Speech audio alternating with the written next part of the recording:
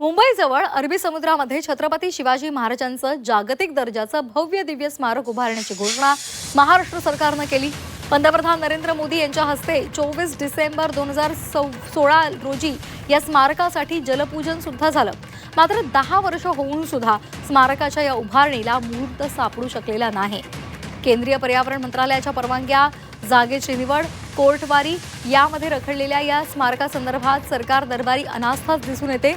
मोदींच्या हस्ते 2016 मध्ये जलपूजन झाल्यानंतर 2 वर्षांनी ऑक्टोबर 2018 मध्ये या स्मारकाच्या जागेची पाहणी करण्यासाठी जाणाऱ्या स्पीड बोटीला अपघात होऊन एका तरुणाचा मृत्यू झाला होता। तर इतर कार्यकर्ते, सरकारी अधिकारी आणि पत्रकार यामध्ये थोडक्यात वाचलेले होते। पर्यावरण मंत्रालयाचं अद्याप प्रतिज्ञापत्र नाहीये। सर्वोच्च न्यायालयानं मुंबई उच्च न्यायालयाकडे खटला वर्ग केला आहे। राज्याच्या सार्वजनिक बांधकाम विभागानं तसंच महाराष्ट्र कोस्टल झोन मॅनेजमेंट ऑथॉरिटीनं प्रतिज्ञापत्र सादर केलंय। केंद्रीय पर्यावरण मंत्रालयानं अद्याप प्रतिज्ञापत्र सादर केलेलं नाहीये। हा खटला कोर्टामध्ये प्रलंबित आहे। पुन्हा सुनावणीसाठी राज्य सरकारही पुढाकार घेण्याच्या मनस्थितीत नाही। पर्यावरणाचं ना हरकत प्रमाणपत्र वादामध्ये आहे आणि जनसुनावणी सुद्धा झालेली नाही।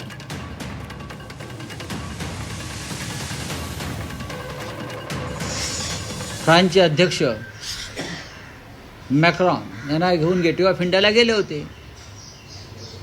गेटवे ऑफ इंडिया त्यांनी दाखवलं, समुद्र दाखवला मॅक्रॉनला। खरं म्हणजे त्यांना त्यावेळेला त्या समुद्रामध्ये आपण 10 वर्षापूर्वी छत्रपती शिवाजी महाराजांच्या स्मारकाचा जलाभिषेक केला होता। हे स्मरण त्यांना व्हायला पाहिजे होतं, पण त्यांना आता स्मरण होणार नाही, कारण निवडणुका नाही आहेत। विधान देवेंद्र फडणवीस यांना स्मरण असायला पाहिजे। त्यांना मतदान करणाऱ्या या ढोंग्यांना, मतदारांना स्मरण असायला पाहिजे होतं, पण ते दुर्दैवानं नाही आहे।